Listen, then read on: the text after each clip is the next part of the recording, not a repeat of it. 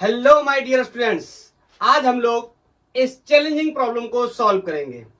Question है कि ये कोई एक डिस्क है जो कि रोल कर रहा है विदाउट स्लिपिंग और इन पॉइंट्स पी सी और क्यू पर इनकी वेलोसिटी के मैग्नीट्यूड्स दे रखे हैं और ये पॉइंट पी और ये पॉइंट क्यू इस सेंटर से इक्वल डिस्टेंस पे हैं। तो क्या रिलेशन होगा इन वेलोसिटीज के मैग्नीट्यूड्स में? चार ऑप्शंस हैं। जेईई 2014 का सवाल है। आज इस क्वेश्चन को सॉल्व करने के लिए हमें प्योर रोलिंग के कॉन्सेप्ट को समझना होगा। आज प्योर रोलिंग हम पढ़ने जा रहे हैं और इस रोलिंग में आज हम यूनिफॉर्म प्योर रोलिंग की बात करेंगे। आज की रोलिंग में एक्सेलरेशन नहीं होगा। नेक्स्ट लेक्चर में हम लोग एक्सेलरेशन की बात करेंगे या फोर्सेस वगैरह की बात करेंगे। So let's start. इस प्रॉब्लम को अपन सॉल्व करेंगे आगे चल के। हेडिंग लगा लो, pure uniform rolling. Pure uniform rolling का मतलब कोई भी एक्सेलरेशन नहीं है और रोलिंग विदाउट स्लिपिंग की बात करने वाले क्या होता है समझते हैं थोड़ा।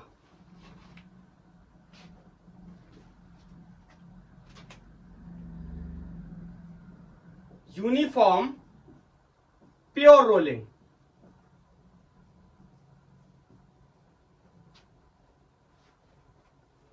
प्योर रोलिंग का क्या मतलब होता है?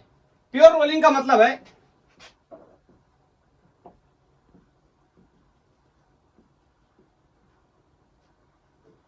प्योर रोलिंग का मतलब होता है नो रिलेटिव मोशन।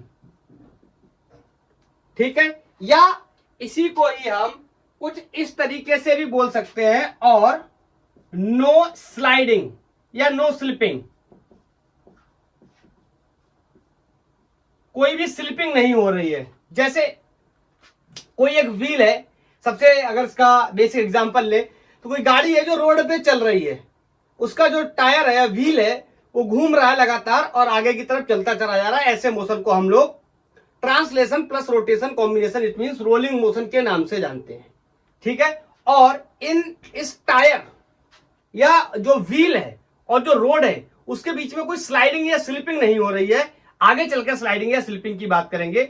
स्लाइडिंग या स्लिपिंग का सिंपल मतलब है कि रिलेटिव मोशन नहीं हो रहा है। रिलेटिव मोशन का मतलब होता है एक बॉडी दूसरे बॉडी के कांटेक्ट में है और कांटेक्ट में ही चल रहे हैं या कांटेक्ट में ही एक जगह रुके हुए हैं, एक दूसरे के ऊपर स्लाइड नहीं कर रहे हैं। इसीलिए नो स्लिपिंग का कॉन्सेप्ट मैंने यहां पर आपको बताया।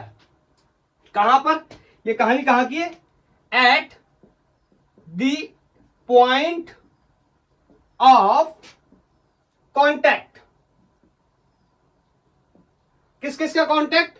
जो व्हील रोटेट कर रहा है या बिटवीन, ऐसे बोल देता हूं, टू बॉडीज। कोई दो बॉडीज होंगी। अच्छे से समझने की कोशिश करना। जैसे मेरे पास मान लो ये कोई एक ऑब्जेक्ट है, कोई डिस्क जैसा ऑब्जेक्ट है जो कुछ इस तरीके से बी वेलोसिटी से सेंटर ऑफ मास पे वेलोसिटी चल रहा है और ओमेगा वेलोसिटी से एंगुलर वेलोसिटी से क्या कर रहा है? रोटेट कर रहा है। तो आपको पता है ये ट्रांसलेशन प्लस रोटेशन है, इट मींस रोलिंग मोशन हो गया। यहां पर मैं एक पॉइंट मार्क करता हूं इसकी सरफेस के साथ। ध्यान से सुनना मेरी बात को। ये लेट्स से मैंने कोई पॉइंट पी मार्क कर दिया। ठीक है, क्लियर है? अब मैं इसको थोड़ा सा सेपरेट करके आपको कुछ बताने की कोशिश करता हूं। अगर मैं आपसे पूछूं ये डिस्क है या कोई भी ऑब्जेक्ट है तो इसका जो हर पॉइंट है, कोई भी पॉइंट, किसी भी पॉइंट पर अगर हम जाएंगे तो ये सारे पॉइंट्स आगे की तरफ ऐसे v वेलोसिटी से चल रहे होंगे। बोलो। और हर एक पॉइंट ओमेगा एंगुलर वेलोसिटी से रोटेट कर रहा होगा। बोलो। तो मैं अगर इस पॉइंट की बात करूं, लेट्स इन दोनों को मैंने अलग अलग कर लिया, ये दोनों पॉइंट्स को यहां पर दिखाने के लिए, और सेंटर से लेट्स से मैंने कोई बोल दिया इसकी क्या है? आर डिस्टेंस है या इसको अपन रेडियस के नाम से जानते हैं। कॉन्सेप्ट प्योर रोलिंग का जो कॉन्सेप्ट होता है मैं आपको यहां पर बताना चाहता हूं। ध्यान से सुनना। ये पॉइंट मैंने मान लिया यहां पे जो टच कर रहा था ना, ये ऊपर वाले सरफेस के लिए P मान लिया, नीचे वाले Q मान लिया, तो मैंने यहाँ पे इसको बोल दिया P और यहाँ बोल दिया इसको Q। क्लियर है? मैंने साफ क्लियर गैप करके बताया, ध्यान से सुनना।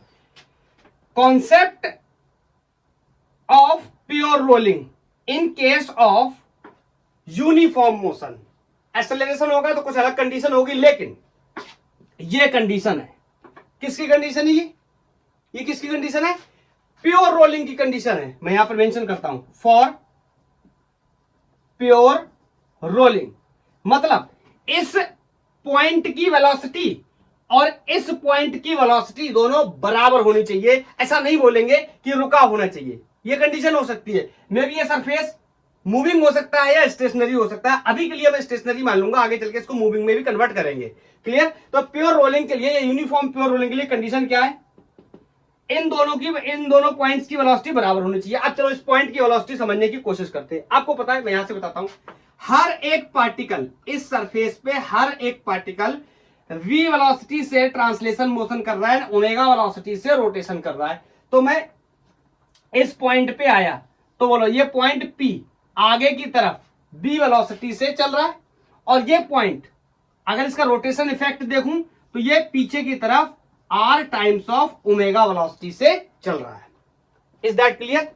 v equal to r omega वाला कॉन्सेप्ट यूज करेंगे आगे चल के। बोलो चलो, अब मैं आपसे एक सवाल पूछता हूं, इस पॉइंट P पर नेट वेलोसिटी कितनी हो गई, किस डायरेक्शन में हो गई, इसकी भी बात करेंगे। आपको पता है ये आगे की तरफ v और पीछे की तरफ r ओमेगा, इस P पॉइंट की नेट वेलोसिटी इतनी हो गई। तो और जो किसके बराबर होने वाली है P पॉइंट की वेलोसिटी, इस Q पॉइंट के वेलोसिटी के बराबर होने वाली है। मैं इधर बताता हूं, इस फोटो को हटा देता हूं।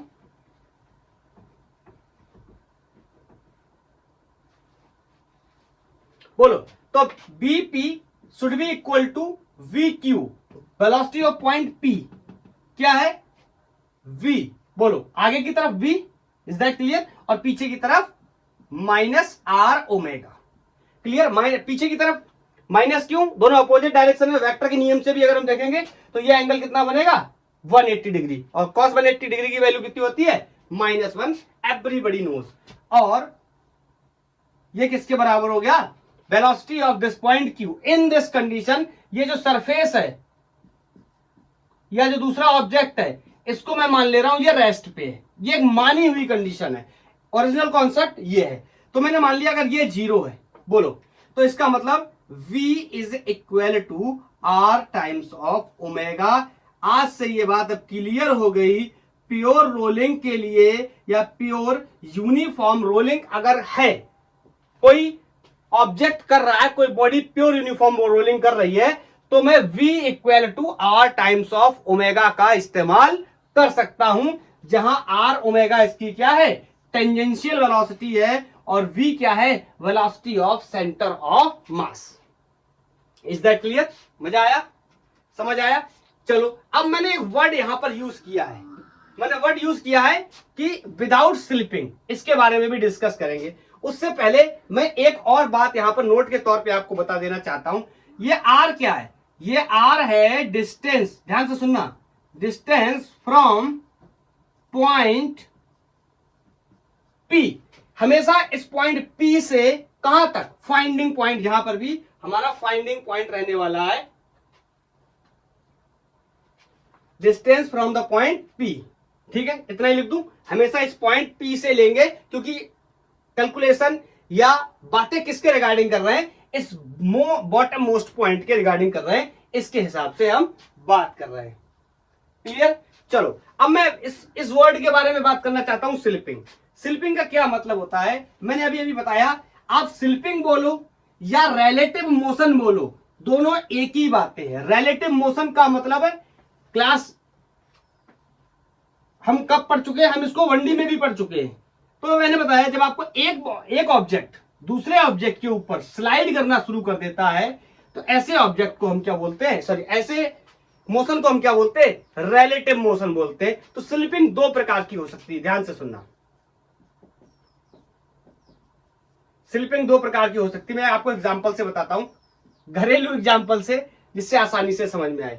अच्छा, आप साइकिल चला रहे हैं, लेट्स से आप साइकिल चला रहे हैं और आपने क्या किया? साइकिल को दौड़ाया, दौड़ाने के बाद आपने साइकिल का पीछे वाला ब्रेक लगाया और बहुत जोर से ब्रेक लगा दिया, तो आपने देखा क्या हुआ, साइकिल का टायर, ध्यान से सुनना मेरी बात को, साइकिल का जो टायर है वो घूमना तो रुक गया, लेकिन इस तरीके से रोड के ऊपर इस तरीके से घिसते हुए जा रहा है। समझ पाए ना?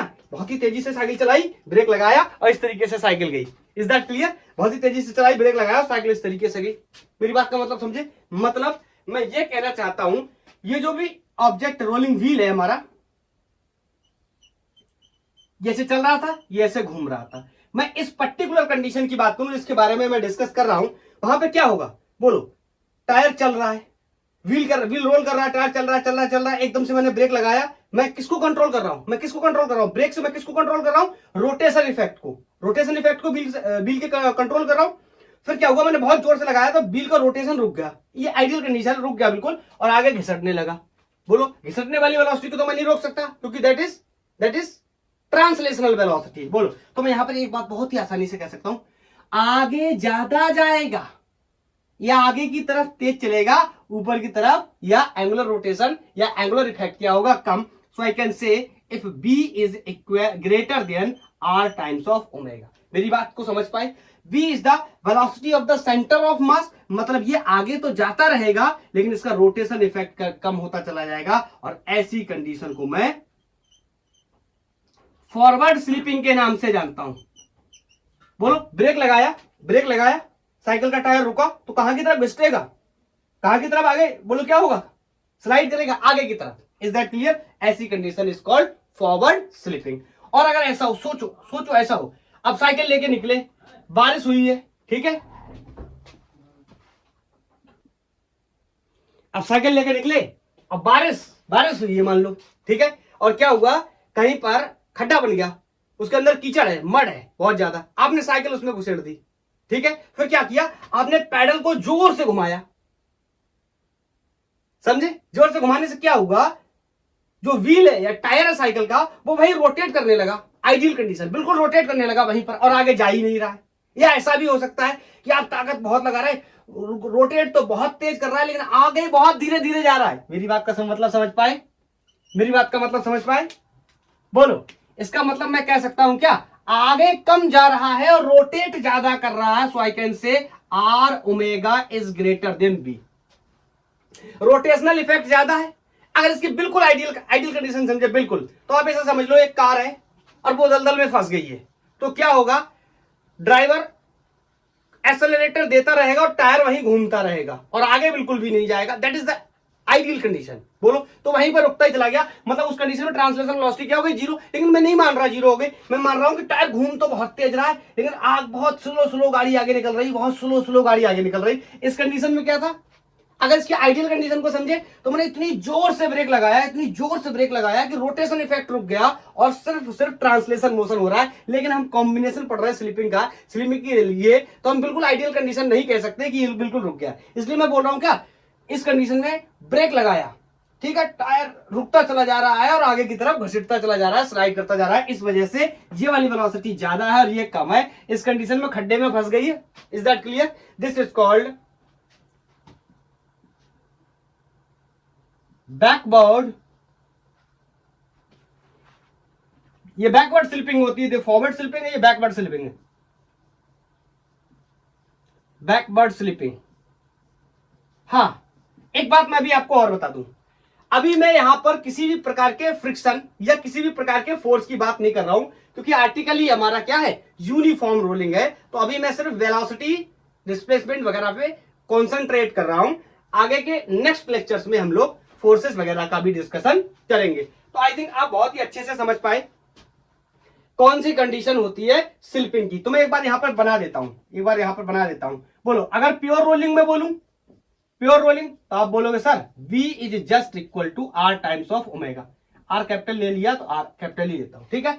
और मैं कहूं अगर क्या हो रही है, V is greater than R omega, it mean this is a condition for the forward slipping, आगे की तरफ स्लाइड करेगा, ठीक है। और अगर मैं कहूं B is less than R omega, this is the case of backward slipping. Is that clear? अंग्रेजी की कुछ किताबों में, अंग्रेजी की किताबों का मतलब जिनके ऑथर्स इंग्लिश कंट्रियों से संबंध रखते हैं, उनकी किताबों में ये फॉरवर्ड और बैकवर्ड को लेकर थोड़ा सा प्रॉब्लम है। वो इसको फॉरवर्ड बोलने लगते हैं, इसको बैकवर्ड बोलने लगते हैं। Is that clear? लेकिन उनका भी रेफरेंस अपनी जगह पे ठीक है। हम इस हिसाब से समझेंगे कि जब ब्रेक लगाया तो कार का टायर या साइकिल का टायर आगे की तरफ जा रहा है तो स्लाइडिंग आगे की तरफ है। It means we are going to consider it forward slipping and this is going to be backward slipping. Is that clear? और ये कंडीशन हो गई। चलो आई थिंक सबको समझ आ गया। कब होगी स्लिपिंग? जब होने लगेगा क्या? Relative motion. ये रिलेटिव मोशन ही तो हो रहा है। कार व्हील ने क्या कर दिया? रोड के ऊपर स्लाइड करना शुरू कर दिया। तभी तो आया ना स्लिपिंग का कॉन्सेप्ट।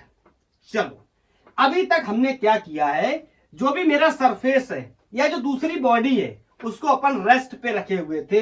क्या होगा अगर सरफेस भी मूव करने लगे? तो कोई प्रॉब्लम नहीं है, हमारा कॉन्सेप्ट चेंज नहीं होना चाहिए, हमारा कॉन्सेप्ट वही रहने वाला है। जैसे मान लो ये कोई व्हील है, डिस्क है, कोई भी ऑब्जेक्ट है, ये रोल कर रहा है और v वेलोसिटी से कुछ चल रहा है, ओमेगा एंगुलर स्पीड से वेलोसिटी से ये घूम रहा है। मैं यहां पर एक ऑब्जेक्ट या दूसरी सरफेस में लेना चाहता हूं। लेट्स से ये कोई v0 वेलोसिटी से क्या कर रहा है? आगे की तरफ मूव कर रहा है। और फिर से यहां पर कोई पॉइंट क्या है? P है। और यहां पर कोई पॉइंट क्या है? Q है। मैं थोड़ा सा सेपरेट करता हूं अपने कॉन्सेप्ट को एक्सप्लेन करने के लिए। लेट्स से दिस सरफेस और this object is moving with the v0 velocity and this is the point Q and this is the point P and the distance from the point P to the center is the radius. Is that clear? बाकी आप चाहो तो जल्दी जल्दी इसके effects भी बना सकते हो, इस तरीके से भी इसको लिख सकते हो। अब समझना, for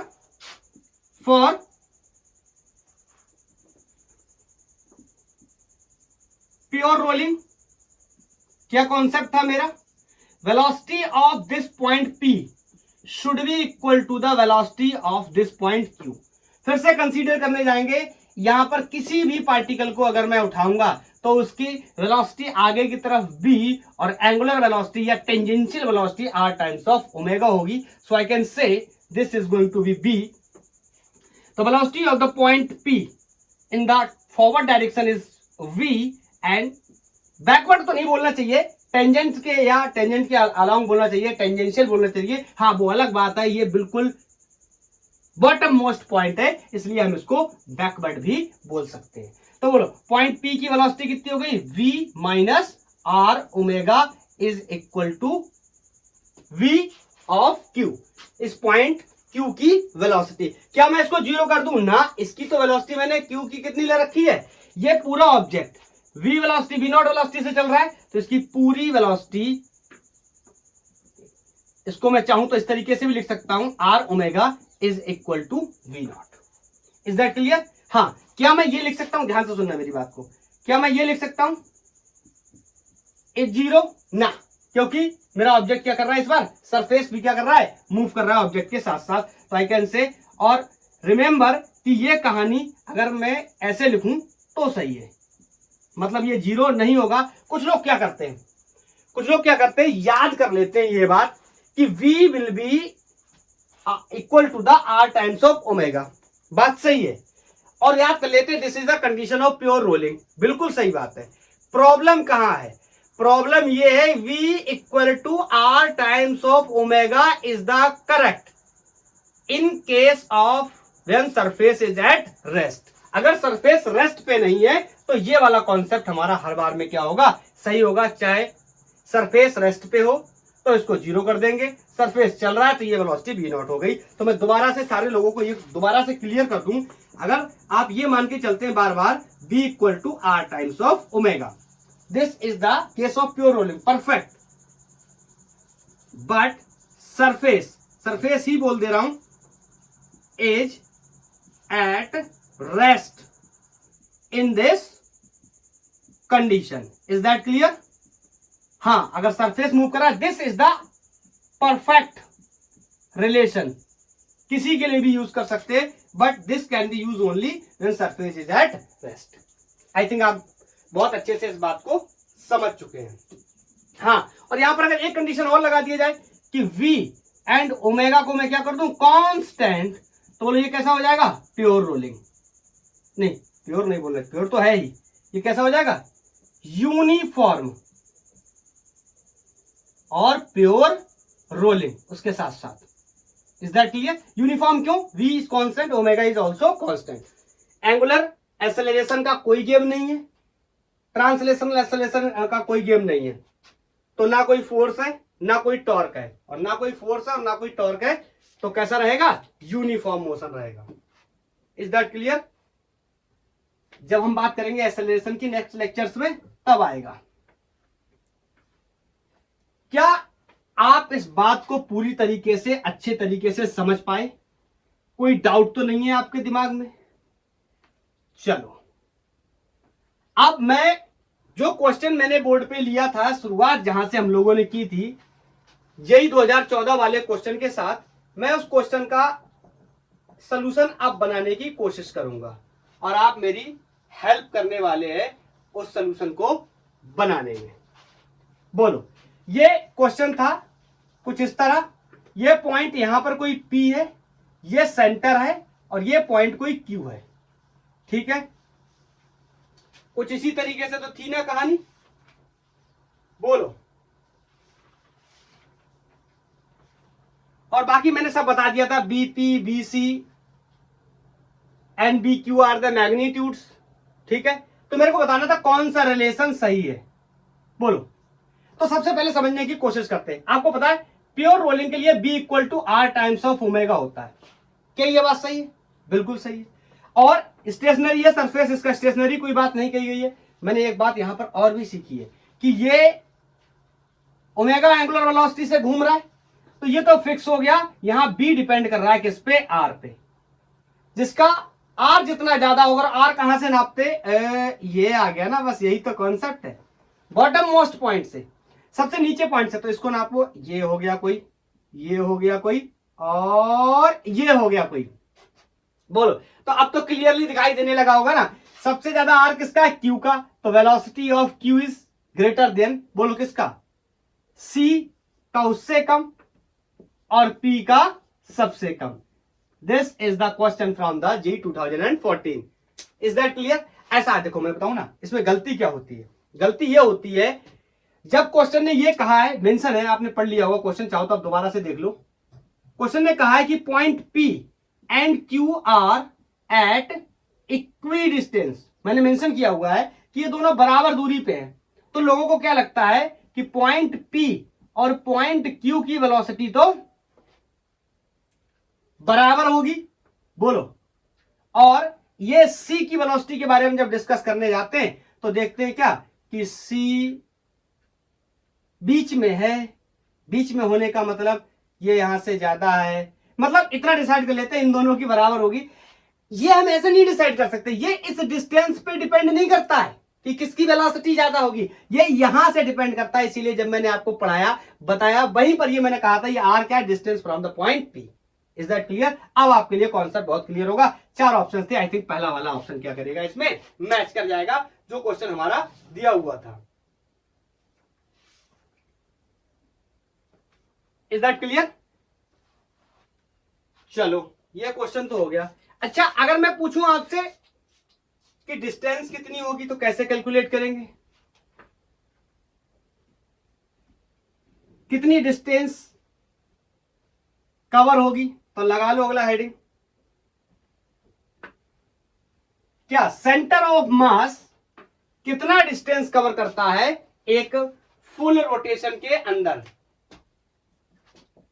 distance covered by CM लिख दूं शॉर्ट में या COM, centre of mass in one complete revolution. ठीक है, समझना, कॉन्सेप्ट को समझना। फिर से यहीं से स्टार्ट करें। मान लो ये कोई पॉइंट P है, ठीक है? क्या हुआ होगा, ये सब कुछ कहानी प्योर रोलिंग की चल रही है, ये भूलना मत। अब मैं यहां पर मेंशन भी कर दे रहा हूं इन प्योर रोलिंग, ठीक है। और ये कुछ इसका CM B वेलोसिटी से आगे की तरफ चल रहा है। मैं आपको एक साधारण सा सवाल का आंसर देता हूं, शायद आप मेरी बात को समझ पाए। बोलो, ये पॉइंट यहां गया, यहां गया, यहां गया, मतलब इस तरीके से रोल होके यहां आया, और कह रहा है कि कंप्लीट रेवोल्यूशन तो हो गया ना, यहां से चलना शुरू किया और लौट करके यहीं पे आ गया। मैं आपसे पूछूं साधारण शब्दों में कितनी डिस्टेंस चला? 2πr। कैसे? अभी बताता हूं। ये r इसका पॉइंट P से डिस्टेंस हो गई या रेडियस हो गई। चलो अच्छा, मेरी बात को बहुत ध्यान से समझना। अच्छा, मैं आपसे पूछूं ये कितना हो गया, तो आप इतना तो बोल ही सकते हो कि distance is equal to speed into time. इसमें तो किसी को कोई दिक्कत नहीं होनी चाहिए, बोलो, इतनी बात तो बोल ही सकते हो। तो मैं यहां पर इसको बताने चला, distance is equal to speed into time. तो बोलो, स्पीड इसके सेंटर ऑफ मास की कितनी होनी चाहिए? बोलो, ये टेंजेंशियल स्पीड अगर मैं यहां पर रखूं तो ये क्या हो गया? आर, छोटा लिया बड़ा लिया, तो आर ओमेगा। बोलो, और बहुत बार मैं आपको ये बात बता चुका हूं, जब सर्कल कंप्लीट हो जाता है तो ये छोटा टी कैपिटल टी में कन्वर्ट हो जाता है। अब मेरे लिए सिर्फ मुद्दा ये रह गया कि ये कैपिटल टी अगर मैं निकालूं तो मेरा काम हो जाएगा। ये मेरे लिए बहुत आसान है। कैसे? अगर एंगुलर का कॉन्सेप्ट लगाऊं, मैं आपसे बोलूं डिस्टेंस इज इक्वल टू क्या होता है? स्पीड, बोलो बोलो बोलो, अपॉन अपॉन अपॉन टाइम, ये होता है ना। अगर मैं इसको सर्कुलर में समझूं तो ये यहां से मेरे को टाइम निकालना है, तो कंप्लीट चक्कर लगेगा तो टाइम कितना हो जाएगा? कैपिटल टी, और ये v क्या हो जाएगा? ओमेगा। अरे भैया घूम रहा है ना, तो घूमने वाली वेलोसिटी ले रहा हूं। और डिस्टेंस, डिस्टेंस बताइयो, डिस्टेंस बताइयो। एक मिनट, दोबारा से बताता हूं, ऐसे बताता हूं। Speed is equal to distance upon time, उल्टा लिख गया था। तो यहां से मेरे को टाइम निकालना है, तो time is equal to distance upon speed. अच्छा, एक बात बताओ, मैं यहां पर मेंशन कर दूं, for circular motion, circular motion की अगर मैं बात करूं तो यहां पर मेंशन करता हूं, जब चक्कर पूरा हो गया आएगा तो टाइम क्या हो जाएगा? Capital T. और ये डिस्टेंस, बोलो बोलो बोलो बोलो बोलो बोलो बोलो बोलो, ये डिस्टेंस कितनी होगी? डिस्टेंस मैंने गलत बोल रहा हूं, डिस्टेंस ना बोल के मेरे को क्या बोलना चाहिए? डिस्प्लेसमेंट। तो ये मैक्सिमम कितना डिस्प्लेसमेंट हो सकता है? बोलो बोलो बोलो, 2π। ये आप चाहो तो इसको पहले थीटा लिख लो, फिर 2π कर लो, और angular velocity omega. Is that clear? यहां पर मैं रखने चला, तो d is equal to are omega into T की जगह 2π अपॉन ओमेगा। देखो, ओमेगा से ओमेगा मर गया, और ये डिस्टेंस कितना आ गया? 2πr।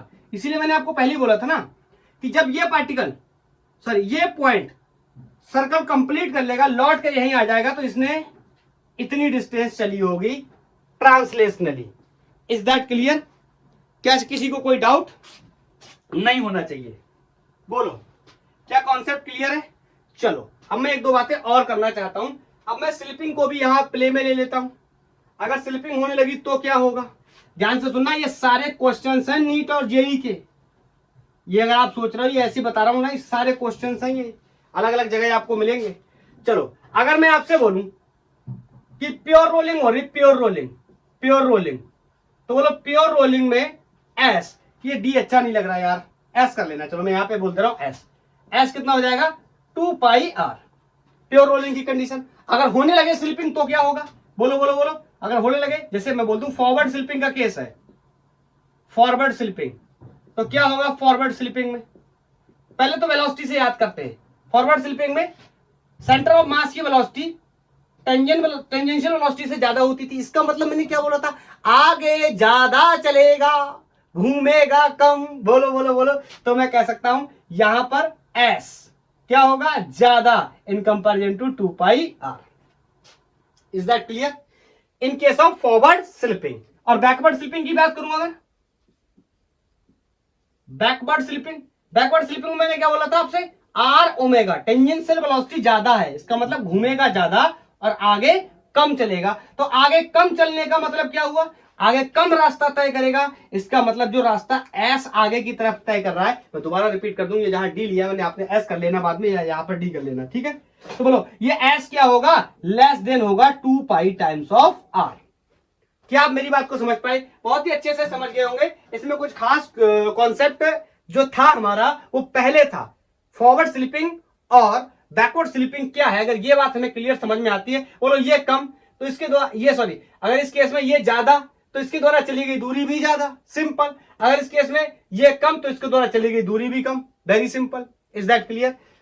तो फॉरवर्ड स्लिपिंग में ये कंडीशन और ये कंडीशन, बैकवर्ड में ये और ये, अलग अलग जगह क्वेश्चंस में आपसे पूछा जाएगा which of the following statement is correct और incorrect regarding to the forward slipping या बैकवर्ड स्लिपिंग। ये सारी बातें लिखी होंगी और आपको पहचानना है। प्योर रोलिंग में तो इतना हो जाएगा, फॉरवर्ड स्लिपिंग में ये ज्यादा हो जाएगा और बैकवर्ड स्लिपिंग में ये क्या हो जाएगा, कम हो जाएगा।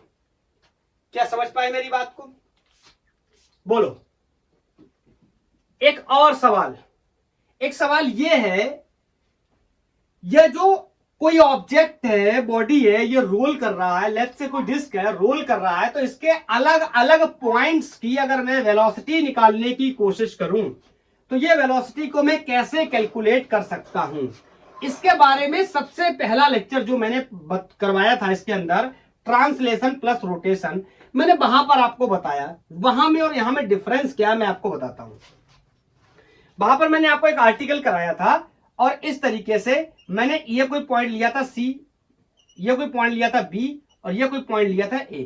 यहां पर मैंने वेलोसिटी निकाली थी 2b आई थी, यहां पर वेलोसिटी निकाली थी √2b आई थी और इस जगह पे वेलोसिटी, ये कोई पॉइंट P है तो इस जगह पे 0 आई। ये तो 2 बार देख चुके, पहले लेक्चर में भी देखा रोलिंग के और आज भी देखा, अभी अभी हमने यहां पर डिस्कस किया था, ये वेलोसिटी 0 आई। सवाल पैदा होता है कि ये स्टैंडर्ड है, ये भी एक स्टैंडर्ड, ये भी एक स्टैंडर्ड, ये भी एक स्टैंडर्ड है, ये भी एक स्टैंडर्ड है। सवाल ये पैदा होता है कि कहीं बीच में यहां यहां यहां, मतलब कोई स्टैंडर्ड एंगल ना हो, 0 डिग्री, 90 डिग्री, 180 डिग्री, ठीक है। तो हम कैसे पता करेंगे इसकी स्पीड, इस जगह पर वेलोसिटी कितनी होगी? वैसे तो मैंने आपको इसका तरीका बता रखा है कि वेक्टर सम करना है हमें किसका, r ओमेगा प्लस VCM का, और हमें उनको ऐड कर देना है। चलो आज इसको फिर से समझते हैं कि इस पॉइंट पे पर्टिकुलर कितनी वेलोसिटी होगी, फिर ये स्टैंडर्ड भी चेक कर लेंगे क्या काम कर रहे हैं जो हमारे पहले के आए हुए हैं। बोलो, समझते हैं किस तरीके से हम इसको निकालेंगे। तो हेडिंग लगाओ, speed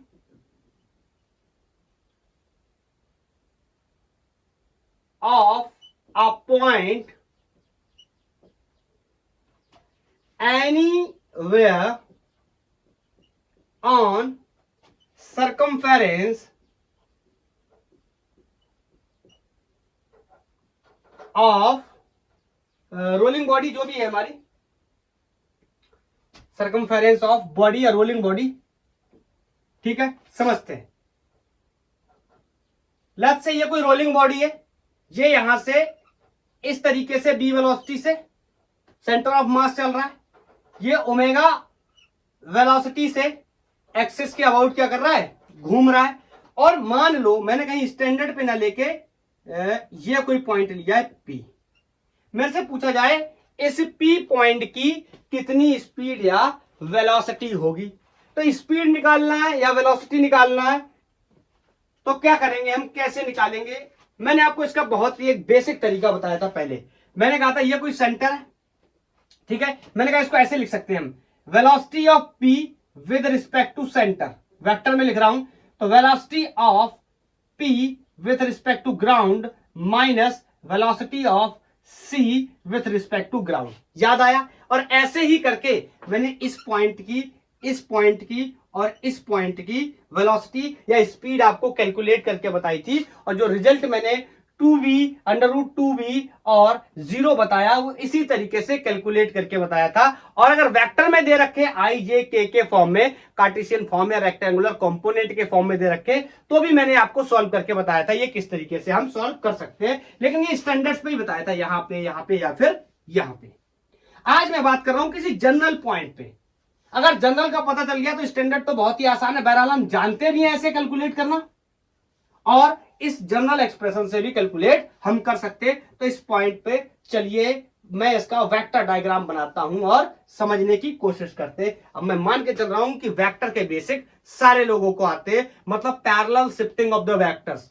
we can shift two vectors या one vector from one point to another point without changing its magnitude and direction. ये कॉन्सेप्ट होता है पैरेलल शिफ्टिंग ऑफ वेक्टर का। चलो बताओ टेंजेंट के अलावा अगर मैं वेलोसिटी बनाऊं तो इस तरीके से होगी कुछ b और वैल्यू होगी r टाइम्स ऑफ ओमेगा। क्या किसी को कोई डाउट है? नहीं होना चाहिए। चलो मैं यहां से बता दे रहा हूं, इसका रेडियस बना लेता हूं, इसका डिस्टेंस बना लेता हूं।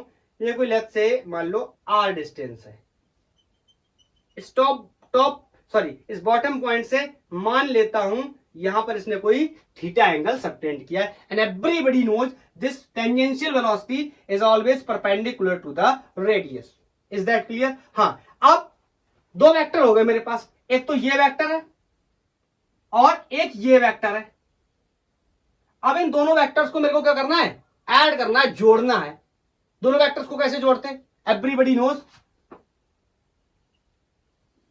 इसको मैंने ऐसे रखा और दूसरे वेक्टर को मैंने ऐसे उठाया। ध्यान से देखना, तो फिर बाद में कंफ्यूजन में मत आना। इसको मैंने ऐसे उठाया, यहां पे रख दिया लाके। मैंने ना मैग्नीट्यूड चेंज किया ना डायरेक्शन। मैग्नीट्यूड का मतलब इसकी लेंथ नहीं चेंज होनी चाहिए या आर ओमेगा चेंज नहीं होनी चाहिए, एक ही बात है। डायरेक्शन टेंजेंशियल ऐसी रहनी चाहिए, परपेंडिकुलर। क्लियर? तो मैंने उठाया और ये देखो पूंछ से पूंछ जोड़ दी। याद आया? पूंछ से पूंछ जोड़ने का मतलब को इनिशियल वेक्टर्स जिनका ओरिजिन क्या होते हैं? सेम होते हैं। ठीक है, तो सबको पता है ये एक वेलोसिटी, एक ये वेलोसिटी, मतलब वेक्टर है। तो इन दोनों का रिजल्टेंट भी आने वाला है इस तरीके से, by the help of parallelogram method. हम चाहे तो इसको पैरेललोग्राम की तरह भी बना सकते हैं, like this.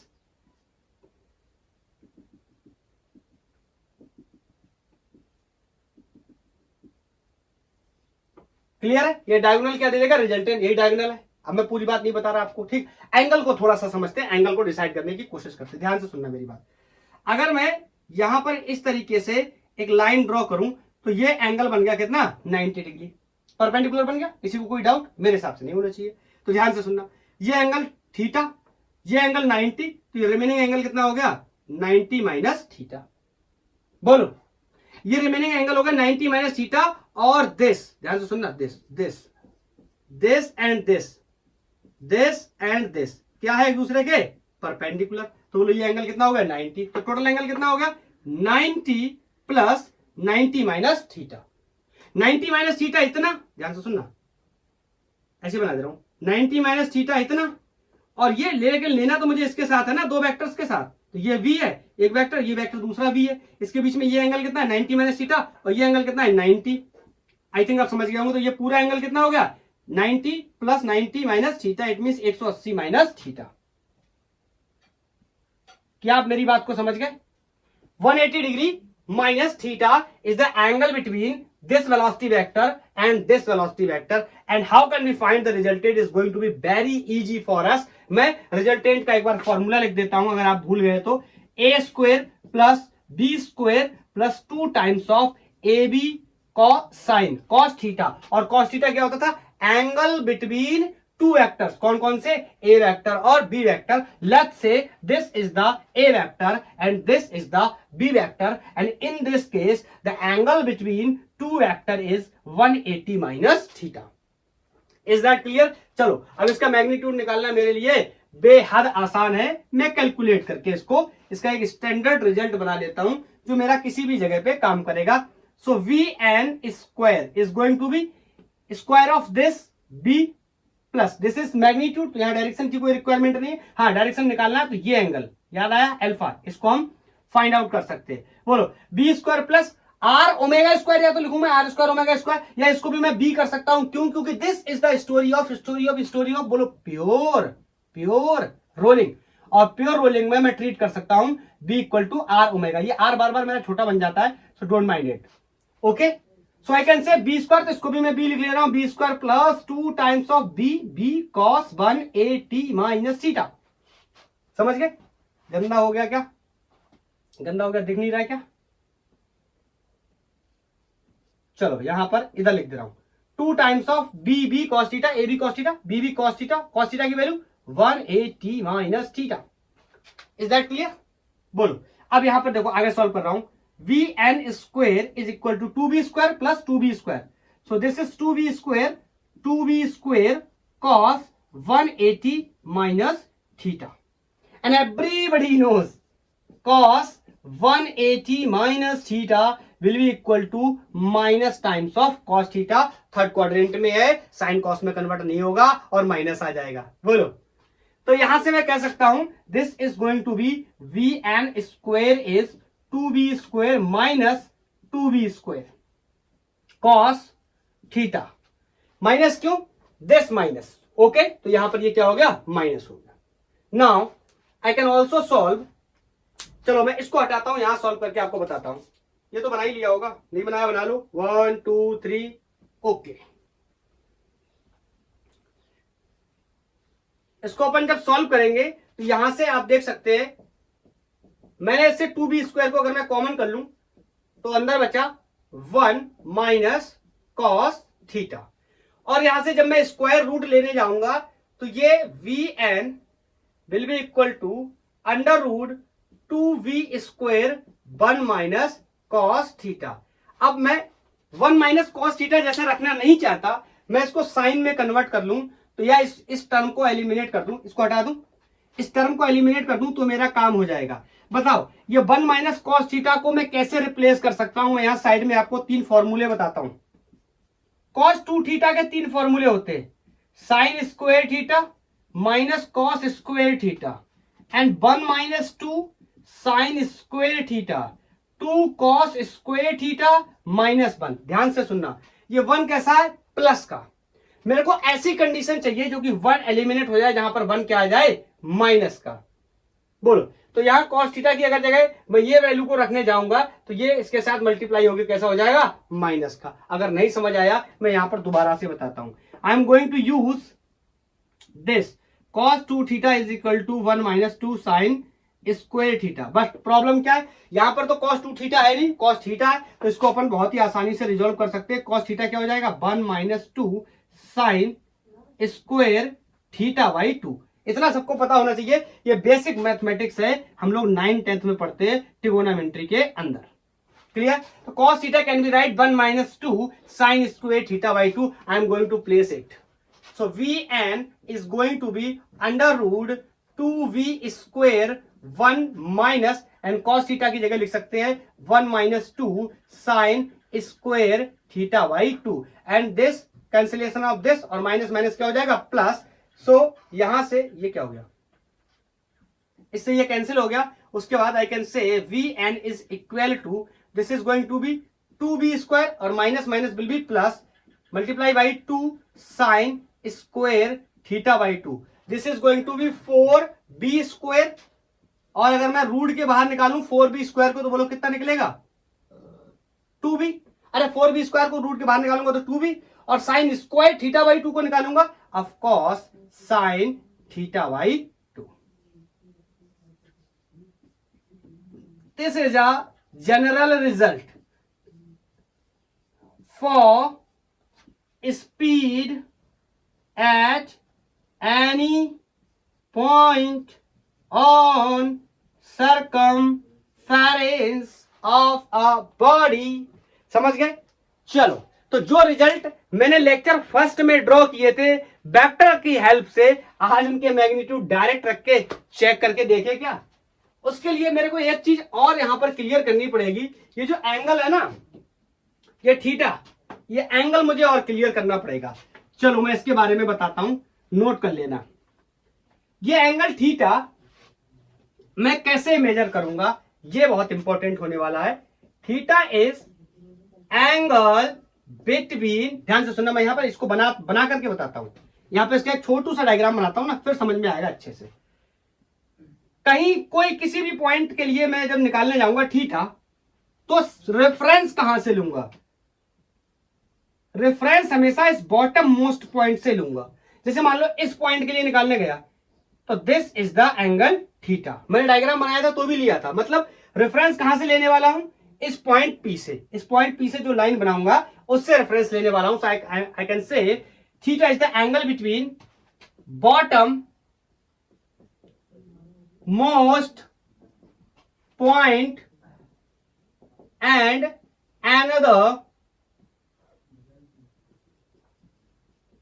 another point on circumference. Is that clear? चलो अभी जल्दी से इस एक्सप्रेशन का इस्तेमाल करके चेकआउट करते हैं क्या स्पीड होने वाली है अलग अलग पॉइंट्स पे। ये पॉइंट लिया, एक ये लिया और एक ये लिया। चलो अब ये पॉइंट पी, जैसे इसका नाम लेते हैं अपन, यहां सी है, ये कोई बी पॉइंट है। चलो अगर मैं आपसे बोलूं स्पीड एट पी, तो v इज इक्वल टू, अब ये b एन लिखो चाहे b लिखो, is equal to 2v sine theta by 2। बोलो थीटा कितना होने वाला है यहां, इसके लिए 0। पूछो क्यों? यही पॉइंट तो मैं ले रहा हूं ना, यही पॉइंट ले रहा हूं और इसके रेफरेंस में ही क्या ले रहा हूं, एंगल ले रहा हूं। तो दो लाइनें एक दूसरे के ऊपर पैरेलल हो गई तो एंगल 0 डिग्री हो गया और velocity at the point is going to be 0। या स्पीड कितना हो गया, 0 हो गया। Is that clear? चलो इस पे अगर P, ये P क्यों कर लिया, अलग अलग कर लो, ये B। अब मैं बोलूं speed eight B, speed at B, बोलो तो एंगल कितना हो जाएगा, ये देखो, तो यहां से रेफरेंस लूंगा, this is angle 90, so I can say theta is 90। So V is equal to कहां पे, B पे, 2V साइन, बोलो अब थोड़ा सा डायरेक्ट समझो, थीटा कितना है 90, 90 का आधा कितना 45, और 45 की वैल्यू लिख दूं direct, sine 45 is going to be 1/√2। इसको जब अपन सॉल्व करेंगे so BP is going to be V√2। यही तो निकाला था ना, पहले लेक्चर में भी कैलकुलेट कर चुके थे। चलो अब C पे देख लो, पॉइंट C पे देख लो, पॉइंट C पे अगर मैं देखने जाऊं तो velocity at C is going to be 2V sine theta by 2। Speed at C, बोलो एंगल जल्दी से बोल दो, बोलो यहां से रेफरेंस लेने जा रहा हूं इस पॉइंट से, तो ये एंगल कितना हो गया 180 डिग्री और बाई 2 है, 180 का आधा कितना हो गया 90, और साइन 90 की वैल्यू कितनी होती है 1, तो वेलोसिटी इस पॉइंट पे कितनी आ गई, दुगनी। Is that clear? मैंने आपको लेक्चर फर्स्ट में भी एक बात बताई थी, बड़ी इंटरेस्टिंग बात बताई थी, आज मैं दोबारा से आपको बताता हूं। अगर कोई एक व्हील रोटेट कर रहा है, लेट्स से साइकिल का पहिया कोई रोटेट कर रहा है, तो उसके जो स्पोक्स है, उसकी जो तीलियां हैं, अब शायद आप इस तरीके से देख पाएंगे कि नहीं, लेकिन अगर आप उसका पिक्चर लेंगे ना, फोटो लेंगे, तो आपको बड़ा ही समझ आएगा। क्या समझ आएगा? जैसे ये व्हील है, ये रोटेट कर रहा है, और आप इसका पिक्चर, उसका पिक्चर, इसका फोटो जब आप लोगे ना तो क्या होगा, ध्यान से सुनना, मैं आपको बताता हूं, छोटा करके। यहां पे नीचे की जो तीलियां होंगी ना वो दिखाई देंगी, जैसे जैसे तुम ऊपर जाओगे वैसे वैसे कहानी ब्लर होती चली जाएगी। ब्लर क्यों होती चली जाएगी? अरे टॉप मोस्ट पॉइंट पे वेलोसिटी दुगनी है और बॉटम का पॉइंट ऐसा लग रहा है कभी चला ही नहीं है। तो बोलो इस एरिया की, इस साइड की जो वेलोसिटीज होंगी या स्पीड्स होंगी वो क्या होंगी, कम होंगी, और ऊपर की जो वेलोसिटीज होंगी वो क्या होंगी, ज्यादा। तो फोटो खींचने पे कौन ब्लर आएगा, जो ज्यादा तेज चल रहा होगा। ये ऊपर का व्हील कैसा आने वाला है, ये इसके स्पोक्स कैसे आने वाले, ब्लर आने वाले, और इसके कैसे आने वाले, क्लियर आने वाले, in comparison to this. Is that clear? अगर आप चाहो ऐसा डायग्राम देखना तो आप गूगल सर्च आउट कर सकते हो, वरना आप रसनिक हैलिडे की बुक देख सकते हो, वहां पर आपको इस तरीके का डायग्राम बना हुआ मिलेगा। बड़ा ही इंटरेस्टिंग डायग्राम उन्होंने बनाया है। Is that clear? तो क्या आप समझ पाए कैसे निकालेंगे हम वेलोसिटी अलग अलग पॉइंट्स की? बोल। और जो मैंने कॉन्सेप्ट आपको रिलेटिव वेलोसिटी से बताया था, उससे मैंने लेक्चर फर्स्ट में बहुत ही अच्छे से वेलोसिटीज को या स्पीड के, वेलोसिटी के मैग्नीट्यूड, स्पीड को निकाला हुआ है। आप लेक्चर फर्स्ट में देख सकते हैं, बिल्कुल प्योरली वेक्टर फॉर्म में यूज करके हमने कैलकुलेट किया हुआ है। चलो अब मैं आपसे एक सवाल और पूछना चाहता हूं। सवाल ये है, ये कोई व्हील है, ये जो मैं बात बताने जा रहा हूं, ये जेई और नीट का पेट क्वेश्चन है, बहुत बार पूछा जाता है। ये यहां से एक पॉइंट है, कोई लेफ्ट से मैंने पी मार्क किया, ये अपना सरफेस है, ये चला, इसने एक सर्कल कंप्लीट कर लिया, मतलब एक रोटेशन कंप्लीट कर लिया। तो इसकी ज्योमेट्री कैसी होगी, सॉरी नॉट ज्योमेट्री, इसकी ट्रेजेक्ट्री कैसी होगी, और इसने टोटल रास्ता कितना चला होगा, ये मेरे को बताना है। तो ध्यान से सुनना। मैंने दूसरा पिक्चर यहां बनाया, तीसरा पिक्चर यहां बनाया, चौथा पिक्चर यहां बनाया, पांचवा पिक्चर यहां बनाया, और पांचवें पिक्चर में मैंने बोल दिया ये पॉइंट लौट करके फिर से यहां पर आ गया। ठीक, अब सुनना, ये पहले यहां से ऐसे रोल किया होगा तो यहां से इधर गया होगा, मतलब मैंने मान लिया कहीं यहां कहीं किया, ठीक, मतलब यहां कहीं आ गया, फिर आगे घूमा होगा तो ये टॉप मोस्ट पॉइंट ऊपर पहुंच गया होगा तो मैंने यहां मान लिया, बोलो, फिर यहां से पहुंचेगा और घुमा होगा तो ये आगे आया होगा, मतलब मैंने मान लिया यहां कहीं आ गया ये वाला पॉइंट, बोलो, उसके बाद ये फिर से घूम के यहां आ गया। क्या आप मेरी बात समझ पाए? ये पॉइंट देखो इसी तरीके से चलते रहेगा ऐसे, तो मैं इसको जब मिलाऊंगा इसको ऐसे,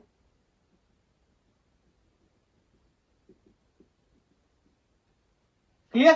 तो ये जो ट्रेजेक्ट्री है या ये जो पाथ है ये साइक्लोइड है, ये साइक्लोइड पाथ है, ऐसे पाथ को हम क्या बोलते हैं? साइक्लोइड बोलते हैं।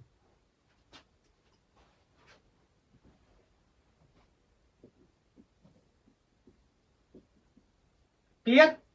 और ध्यान से सुनना, मैं एक बात बताना चाहता हूं, यहां से यहां तक की जो टोटल डिस्टेंस कवर्ड है वो 8r है। Is that clear? बोलो। हाँ, कुछ लोग मेरे से ये सवाल अगर पूछना चाहे कि ये डिस्टेंस 8r आपने कैसे बनाया, इसके बारे में मैं बता सकता हूं। कुछ लोग कह रहे होंगे सर थोड़ी देर पहले मैंने एक बात सीखी थी कि यहां से इस पार्टिकल ने स्टार्ट किया था, यहां पर जब आ गया था तो ये डिस्टेंस 2πr थी। बात सही है, आपको ये ध्यान रखना चाहिए मैं किसकी बात कर रहा हूं, मैं किसकी बात कर रहा था उस समय मैं ये ट्रांसलेशनल डिस्प्लेसमेंट या डिस्टेंस की बात कर रहा था, कितना रास्ता चला, ये टोटल है। ओके, तो ये कैसे हो सकता है मैं इसका प्रूफ बताता हूं, ये नोट करके आप इस बात को नोट कर लो पहले कि ये पाथ साइक्लोइड होता है, ये डिस्टेंस 8r होती, कैसे बताता हूं, प्रूफ भी बता दे रहा हूं इसका, कैसे प्रूफ कर सकते हैं हम इसको। थोड़ा सा मैं बताऊंगा, थोड़ा सा आप समझ लेना, इंटीग्रेशन पे ले जाकर मैं छोड़ दूंगा, वहां से मैं बोल दूंगा अब आप कर लेना, बोल के बता दूंगा। चलो समझो इसका प्रूफ, कैसे प्रूफ करेंगे इस बात को। ये मेरा ऑब्जेक्ट है,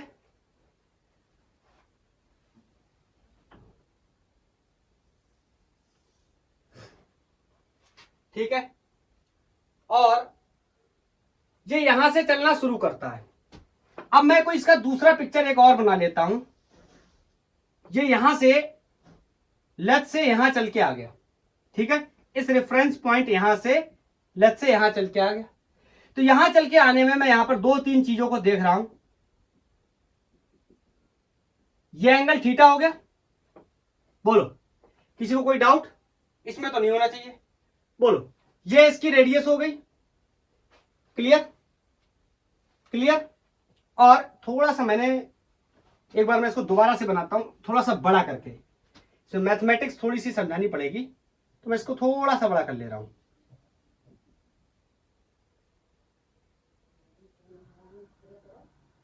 ठीक है, ये एंगल मैंने लेफ्ट से कोई थीटा ले लिया, ये कोई आर हो गया और ये सी है इसका सेंटर, और मैं यहां से इस तरीके से अगर लाइन ड्रॉ कर दूं और मैं आपको बताऊं कि इस पॉइंट को ना, बेस पॉइंट को ओ मान लेता हूं, ठीक है, और ये मैंने मान लिया कोई एम पॉइंट, बोलो। तो यहां पर ये इस पॉइंट पी पे मैं एक बात बोल सकता हूं, इस पॉइंट पी पे इसकी स्पीड कितनी होगी? 2 times of B sine theta by 2, इसमें किसी को कोई डाउट नहीं होना चाहिए, अभी अभी ड्राइव करके आए। और ये डिस्टेंस मैं कैसे निकाल सकता हूं? बहुत ही आसान है, S is equal to V T, इससे आसान कोई तरीका नहीं है। अब क्या है, मैं यहां पर इंस्टेंटेनियसली कैलकुलेट कर रहा हूं, कंप्लीट तो कर नहीं रहा हूं, यहां पर आया तो मैं इसको ऐसे ट्रीट कर सकता हूं कि इसने छोटू से टाइम में एक छोटू सा डिस्टेंस चला होगा, लेकिन इसकी जो v है ये तो फिक्स है, बोलो, तो मैं बोल सकता हूं v टाइम्स ऑफ dt। क्या मेरी बात समझ पाए? इस छोटे से टाइम इंटरवल में कैलकुलेट कर, अब तुम कहोगे ये छोटा सा नहीं, अरे यहां कर लो, यहां कर लो, यहां कर लो, एक ही बात है, ठीक है। तो इस छोटे से टाइम इंटरवल ने, इस इंटरवल में इसने इतना रास्ता तय किया होगा, कंप्लीट में इतना करता, यहां कैपिटल टी कर देता मैं, बोलो, कैपिटल टी हो जाता, पूरा कर लेता, तो बताओ। अब यहां पर ध्यान से सुनना, इस पॉइंट पी पर इसकी मुझे स्पीड चाहिए होगी, तो ds इज इक्वल टू, ये मैं ऊपर से कैरी कर लूंगा, 2v sine theta by 2 dt। बताओ, अब मैं इसको इक्वेशन 1 बना ले रहा हूं, थोड़ी सी इसमें चीजों का चेंजमेंट कर देता हूं, इस थीटा को हटाकर एंगुलर वेलोसिटी के टर्म में कन्वर्ट कर देता हूं। This is very easy, angular velocity बोलो क्या होता है? Angular displacement upon time. तो यहां से मैं कह सकता हूं theta also can be write omega T, तो थीटा की जगह में ओमेगा टी रख दे रहा हूं, two B sine omega T upon two. ऐसा मैंने क्यों किया, इसके लिए मैं आपको एक वजह भी बता दे रहा हूं। ये क्या है, डी टी, मतलब ये क्या है, टाइम है, और ये क्या है, एंगल है, लेकिन ये एक फिक्स एंगल है थीटा के टर्म्स में, तो मैंने इसको ऐसे कन्वर्ट कर लिया ताकि ये टाइम में कन्वर्ट हो जाए, तो ये आराम से अगर जरूरत पड़े तो डिफरेंशिएट भी हो जाए या फिर इंट्रीग्रेट भी हो जाए। इस कंडीशन में ये इसके साथ इंट्रीग्रेट नहीं होगा, ये बात मैं आपको बहुत पहले से बताता चला आ रहा हूं। ये एक डिफरेंट क्वांटिटी है, ये एक डिफरेंट क्वांटिटी है, तो दोनों को मैंने कुछ इस तरीके से कन्वर्ट कर लिया ताकि जो इसका कांस्टेंट या इसका जो वेरिएबल है, जैसे इसका जो वेरिएबल है dt, वो यहां पर इसका कांस्टेंट मौजूद हो जाए, इसको मैंने t बोल दिया। Is that clear? Omega equal to theta upon T, यहां से theta equal to omega T. अब ये मेरा काम हो गया। अब मेरी बात को ध्यान से सुनना।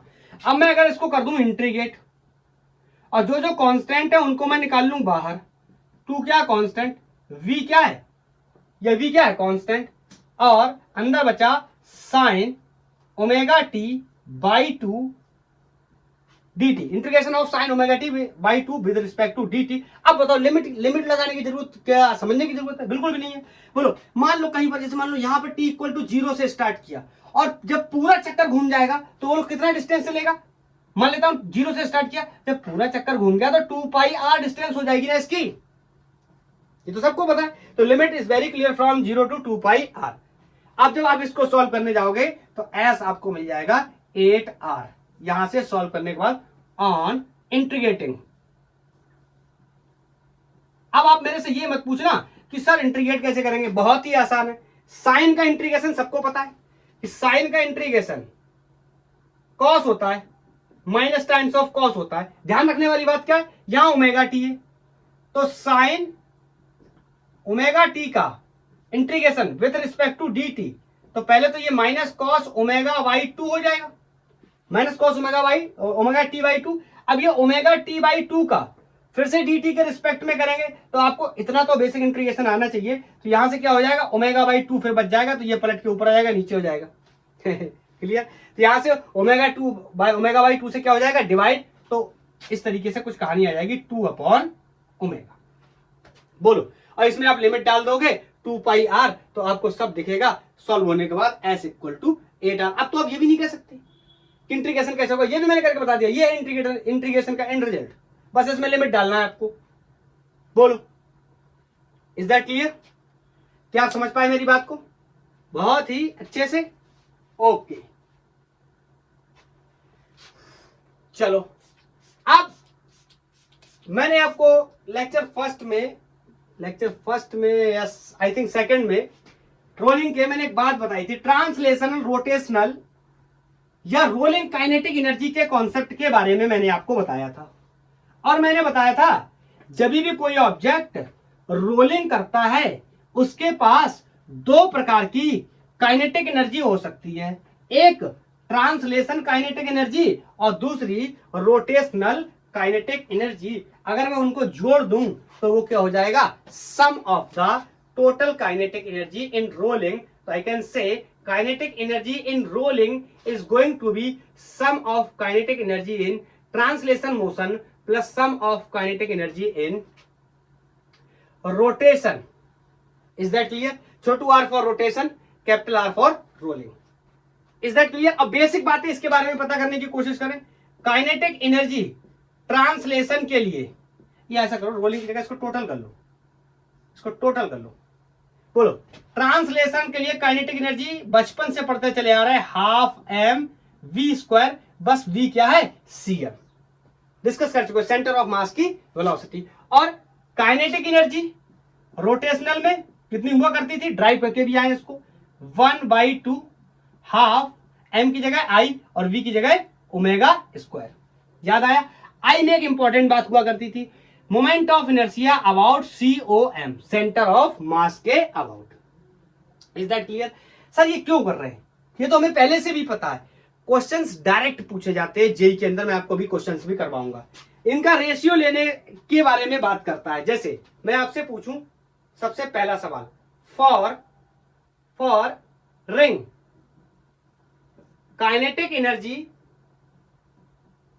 ट्रांसलेशन का काइनेटिक एनर्जी रोटेशन के साथ कितना वैल्यू होगी? बोलो। तो मैं इसको बहुत ही आसानी से क्लियर कर सकता हूं।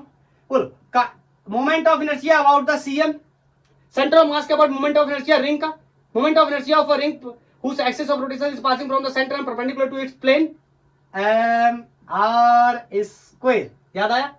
तो यहां से मैं बोल सकता हूं इसकी रोटेशनल काइनेटिक एनर्जी कितनी होगी? हाफ आई की जगह, आई की जगह मैं रख सकता m r square into omega. बोलो। और ट्रांसलेशन की बात करूं, ये रिंग है ना, मैं यहां पे बना के बता देता हूं। ये रिंग है, ये रिंग है, ये क्या कर रहा है? इस तरीके से चल रहा है, इस तरीके से रोल कर रहा है और आगे की तरफ जा रहा है। तो इनका मुझे रेशियो बताना है। तो translational half m v square. बोलो। अब ध्यान से देखो, एक रिलेशन मुझे और पता है, v equal to r times of omega होता है। मैं मान लेता हूं इसका रेडियस कोई क्या है? आर है, और इसका मास कोई क्या है? एम, छोटा या बड़ा कुछ भी मान लो। ठीक है, तो बताओ, मैं v की जगह आर ओमेगा रख सकता हूं, इस b की जगह आर ओमेगा, तो यहां रखूंगा v की जगह आर ओमेगा, तो काइनेटिक एनर्जी ट्रांसलेशन की हाफ एम, v की जगह ये हो जाएगा आर स्क्वायर ओमेगा स्क्वायर। मेरे से जो पूछा गया रख दूंगा वैल्यू मेरे आंखों के सामने। तो काइनेटिक एनर्जी फॉर ट्रांसलेशनल का ratio kinetic energy for rotation is going to be half m r square omega square upon half m r square omega square. ये रही ट्रांसलेशनल की और ये रही रोटेशन की। ये सब इससे मरते हुए दिखाई दे रहा है और रेशियो कितना आया? 1। किसके लिए? ये ध्यान रखने वाली बात है, रिंग के लिए। Is that clear? अब मैं क्या करूंगा, एक दो के लिए और भी निकालूंगा ना, तो मैं इसको बार बार कन्वर्ट नहीं करूंगा, इस आर स्क्वायर ओमेगा स्क्वायर को बी स्क्वायर से काट दिया करूंगा डायरेक्ट। ठीक, तो पहला रिजल्ट ये नोट करो। चलो, अब रिंग के लिए निकाला, चलो दूसरा तुम निकालो। डिस्क के लिए निकालो, डिस्क के लिए, डिस्क के लिए निकालो। निकाल लिया? 1 2 3 निकाल लिया, 1/2 आ गया। चलो सही। डिस्क के लिए निकालूंगा अगर मैं, तो बताओ डिस्क का मोमेंट ऑफ इनर्शिया कितना होता है? M r square, axis of rotation passing from the centre and perpendicular to its plane, इसका मतलब ICOM। तो मैं लिखने चला काइनेटिक एनर्जी ट्रांसलेशन में अपॉन काइनेटिक एनर्जी और रोटेशन में is going to be half m b square, always half m b square. और ये half I moment of inertia about CM कितना है? हाफ एम आर स्क्वायर, और बोलो ये ओमेगा स्क्वायर, और बी इक्वल टू क्या होता है? R omega. तो ये आर स्क्वायर ओमेगा स्क्वायर से ये v चला गया, बोलो एक ही बात है। ये m से ये m चला गया, ये हाफ से ये हाफ चला गया। तो काइनेटिक एनर्जी ट्रांसलेशन का रेशियो काइनेटिक एनर्जी रोटेशन के साथ मुझे क्या देके गया? 1/2। Is that clear? निकाल लिया? चलो सॉलिड स्फीयर के लिए निकालो। For solid sphere moment of inertia solid sphere का about the centre of mass, axis of rotation is passing from the centre perpendicular to its plane. बोलो 2/5 एम आर स्क्वायर। कोई इस प्रॉब्लम में तो नहीं है कि ये कहां से लिख दे रहा हूं आई? इसके लिए बहुत पीछे जाना पड़ेगा, यूट्यूब पे टाइप करना पड़ेगा MOI of continuous bodies by gangwar physics. वहां पे आपको 2 लेक्चर मिलेंगे कॉन्टिन्यूअस बॉडीज के रिगार्डिंग, दोनों को देख लेना। अगर कोई डाउट है तो क्लियर हो जाएगा, बाकी अगर आता है तो बहुत अच्छा है। ठीक है, तो इसके लिए लिख सकता हूं क्या? हाफ एम बी स्क्वायर, ये हाफ आई, आई कितना है? 2/5 m r square and this omega. हमें पता v equal to are omega होता है, तो आर ओमेगा कट गया किससे? R square omega square v square से चला गया, ये मास इससे चला गया, ये हाफ इससे चला गया। तो यहां पर वैल्यू कितनी आई? काइनेटिक एनर्जी ट्रांसलेशन की काइनेटिक एनर्जी रोटेशन के साथ 2/5। Is that clear? बोलो। चलो इतना किया है तो हॉलो स्फीयर के लिए भी एक और निकाल लेते हैं। हॉलो स्फीयर के लिए निकालो, डायरेक्ट लिख दूं क्या? डायरेक्ट लिख दूं काइनेटिक एनर्जी ट्रांसलेशन की काइनेटिक एनर्जी रोटेशन की 2/3 आने वाला है। किसके लिए? For hollow sphere. अब ट्राई कर लेना, मोमेंट ऑफ इनर्शिया मैं बता दे रहा हूं, वैसे तो पता होगा आप लोग को, 2/3 mr² होता है। क्लियर है? चलो अब एक क्वेश्चन मैं करता हूं, इनफैक्ट मैं नहीं करूंगा, मैं आपको देता हूं, आप मेरे को करके बताओ। बीसी पांडे का एक क्वेश्चन है, क्वेश्चन कह रहा है कि एक कोई डिस्क है, वो रोल कर रहा है विदाउट स्लिपिंग, लिखते हो, a disc is rolling without slipping and the total kinetic energy of disc is 100 joule.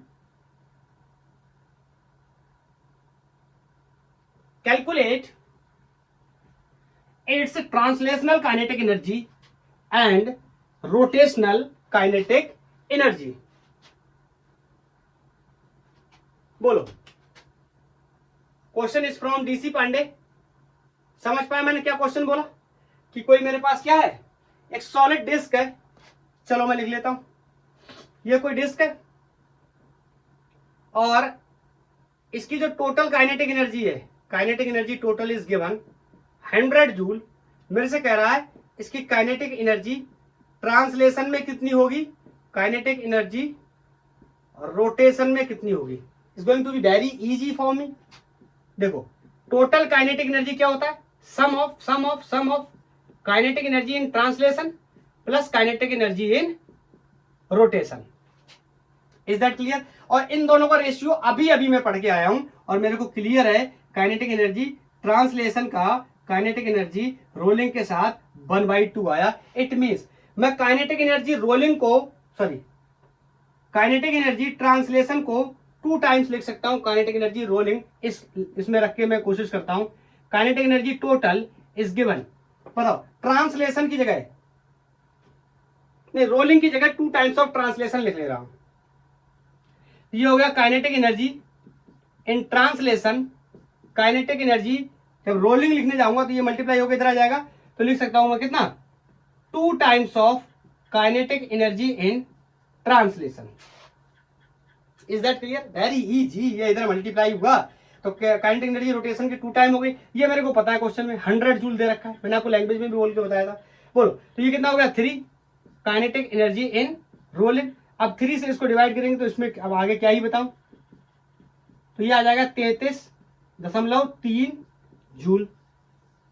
ठीक है, और काइनेटिक एनर्जी ट्रांसलेशन में बताना, तो ये कितना हो जाएगा, 66.6 जूल।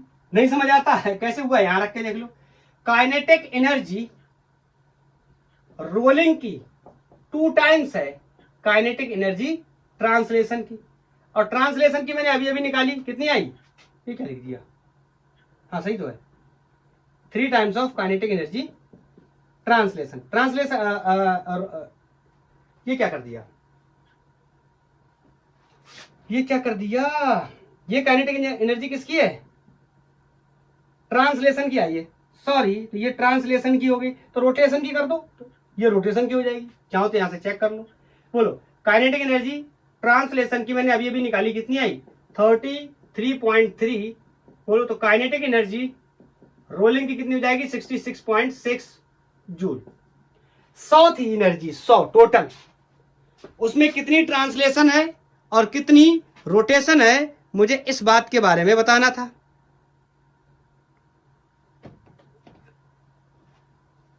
समझ गए? चलो एक दो क्वेश्चन, अच्छा एक क्वेश्चन, अब लेक्चर की लेंथ क्योंकि थोड़ी सी ज्यादा हो रही है तो मैं अब एक आपको आर्टिकल ड्राइव करके बता देता हूं। क्या होगा ना, कई बार मुझसे ये क्वेश्चन भी पूछा जाएगा, खासतौर से जेईई मेंस और एडवांस के क्वेश्चंस में, कि एक व्हील है वो रोल कर रहा है, ठीक है, और किसी भी टाइम अगर मुझे उसका कोऑर्डिनेट निकालना पड़ जाए एक्स एक्सिस के अबाउट या वाई एक्सिस के अबाउट, तो उसका क्या कोऑर्डिनेट होगा एक्स या वाई में। तो इस क्वेश्चन को चाहो तो आप इसे क्वेश्चन समझ लो, चाहो तो आप इसे एक आर्टिकल समझ लो, मैं एक स्टैंडर्ड ड्राइव कर दे रहा हूं, उससे आप चाहोगे उसमें डायरेक्ट डेटा भरोगे तो आपको आंसर मिल जाएगा, या उसके आर्टिकल को समझ लोगे तो कॉन्सेप्ट भी बन जाएगा, या क्वेश्चन की तरह प्रैक्टिस भी कर सकते हैं हम। ये मान लो कोई एक डिस्क है, ये भी डीसी पांडे का क्वेश्चन है,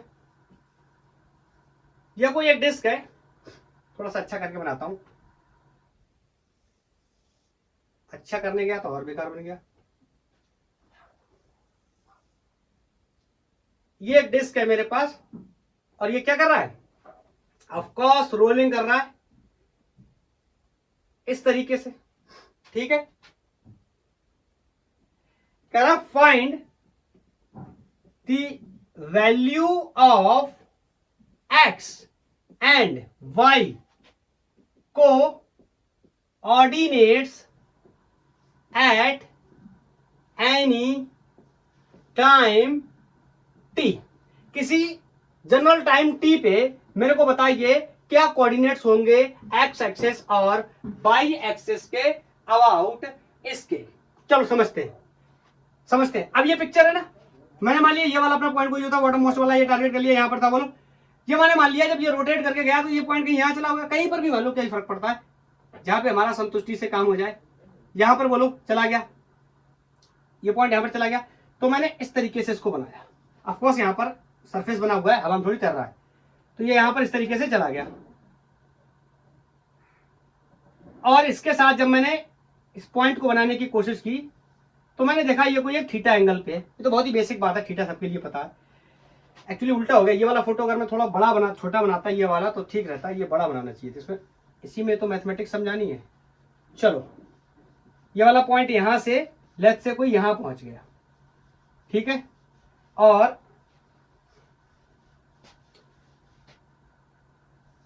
अब ये छोटा बड़ा है, इसको माइंड मत करना, ठीक है। ये एंगल मैंने कोई थीटा बना लिया। बोलो ये पॉइंट कोई P है तो ये कोई M कर लेता हूं, ये कोई O कर लेता हूं, कुछ भी नाम रख लो क्या फर्क पड़ता है। ये कोई C कर लेता हूं, ये कोई Q कर लेता हूं, ठीक। अब मैं तुमसे पूछूं ये X में कितना चला, ध्यान से सुनना। अब याद देखो ये बराबर है ना, ऐसे मान के चलना, ऐसे बराबर है, ठीक, ये बराबर है, ठीक है। बताओ अगर मैं तुमसे पूछता कि बताओ कंप्लीटली ये कितना चला, तो आप कहते 2 पाई आर चला। या फिर मैं इस तरीके से लैंग्वेज में पूछना चाहता तो आप कहते कितना चला, बोलो कितना चला, VT चला। बोलो is that clear, is that clear. ये बोलो क्या हो गया इसका रेडियस, बोलो। चलो पहले मैं क्या करता हूं, मेरी बात को ध्यान से सुनना, यहां से बताता हूं किसमें निकाल ले, पहले एक्स में निकाल ले। मैं बोलूं को ordinates of point P in X, ठीक, ध्यान से सुनना। ये इतना टोटल चला होता, ठीक है, लेकिन ध्यान से सुनना इतना पीछे आ गया, मतलब समझे, ध्यान से सुनना। ये पॉइंट P है, ये यहां से यहां पहुंच गया, तो ध्यान से सुनना ये इतना पार्ट तो कम चल पाया ना, ये टोटल चलता है इतना, लेकिन इतना कम चल पाया, ये इतना कम। तो अगर इतने में से मैं इतना निकाल दूं, ये जो चला हुआ ये इतना निकाल दूं, तो मेरे को पता चल जाएगा ये कितना चला है, और कोऑर्डिनेट मिल जाएगा मुझे एक्स में, ऐसी वाई में निकाल लूंगा। तो समझे मैं लिख रहा हूं यहां पर, कोई बात समझना। मैं बोल दूं कि एक्स में,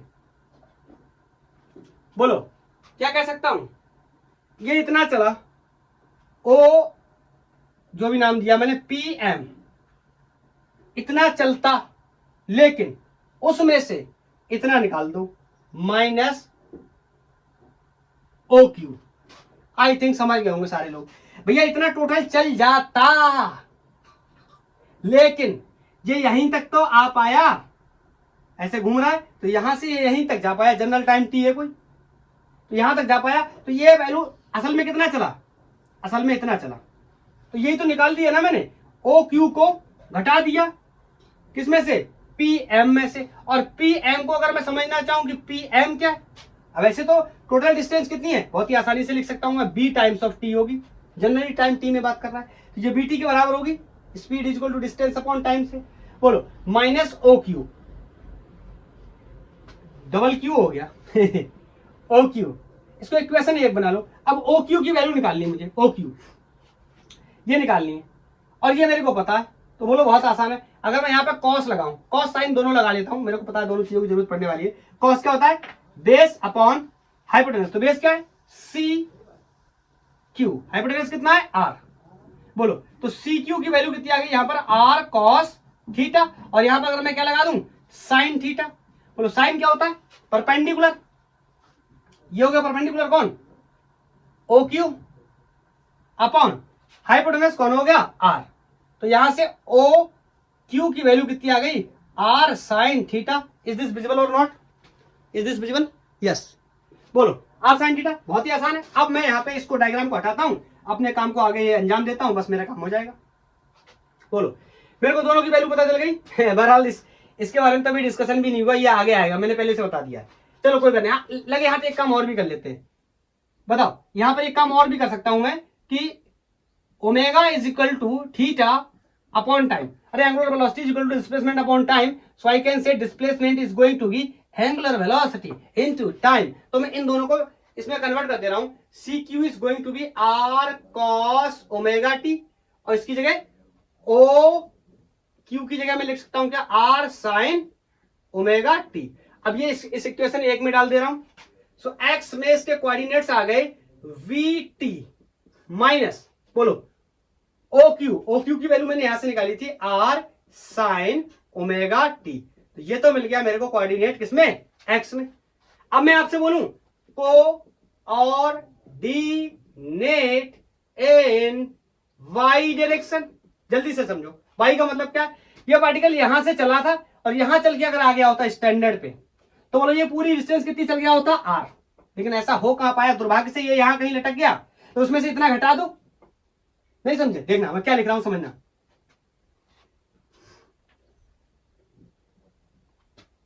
बोलो मैं लिख सकता हूं क्या y के लिए मैं लिख सकता हूं क्या cm चलना चाहिए था, यहां से यहां तक जाता, तो ये टोटल डिस्टेंस y में कितनी जाती cm। लेकिन ऐसा हो नहीं पाया, ऐसा नहीं हो पाया, ये यहां कहीं तक पहुंच पाया। मतलब अगर मैं वर्टिकल नापने की कोशिश करूं तो ये यहीं कहीं पहुंचा। बोलो तो ये देखना, ये वैल्यू कितनी है cm, यहां से यहां तक की, और ये यहां पर कोई पॉइंट है बीच में q, पार्टिकल यहां तक पहुंच पाया है। तो मेरे को क्या करना चाहिए, इस वाली वैल्यू cm में से om को घटा दो। बोलो सॉरी, cm में से cq को घटा दो, मेरा आंसर आ जाएगा। तो मैंने क्या कर दिया, cm में से कितना चल गया, इतना, यहां से इतना चल गया, तो इसको घटा दो, cq को पता चल जाएगा कितना चल के गया। यही तो हमें पता करना था, बाई के अबाउट इतना चला है, तो मैंने इस पूरी डिस्टेंस में से इतना ये निकाल दिया, तो ये बचा, यही मेरा आंसर है। अब मैं इसमें वैल्यू डाल देता हूं। बोलो cm, यहां से यहां तक की पूरी डिस्टेंस कितनी हो जाती, रेडियस के बराबर, माइनस cq को अभी मैं निकाल के लाया था, this is going to be r cos omega t, this is the coordinate of y। Is that clear? मैं इस फोटो को हटा दे रहा हूं, जनरल टाइम पे बना दे रहा हूं, दोनों के कोऑर्डिनेट्स क्या हो जाएंगे। ऐसे लिखते हैं ना x, y, z, तो ये x y में है, तो अपन लिखने जा रहे हैं। तो मैं अगर x y दोनों के लिए लिखूं, बोलो इसके कोऑर्डिनेट क्या हो जाएंगे, x और y के लिए। तो बोलो x के लिए ये हो गया vt minus r sign omega T, ये तो x की वैल्यू हो गई, और y की वैल्यू कितनी हो गई, r minus r cos omega T. ये कोऑर्डिनेट्स हो गए। अब किसी भी जगह पे आपको पूछेगा, आप निकाल के बता पाओगे। आप चाहो तो स्टैंडर्ड पे इजीली कैलकुलेट कर सकते हो। यहां पे पहुंचेगा तो एंगल की वैल्यू कितनी हो जाएगी, 90 डिग्री। एंगुलर वेलोसिटी दी होगी, टाइम मेरे को दिया होगा, तो इस कोऑर्डिनेट से मैं निकाल सकता हूं 10 सेकंड बाद, 5 सेकंड बाद, 1 सेकंड बाद, 2 सेकंड बाद पार्टिकल कहां पर पहुंचा हुआ है। सो ये this is all about the pure rolling motion. कैसा, यूनिफॉर्म। नेक्स्ट लेक्चर में इंट्रोड्यूस होगा force, it means we will discuss about the acceleration. Is that clear? तो आज के लिए इतना ही। थैंक यू, धन्यवाद। पढ़ाई करते रहिए।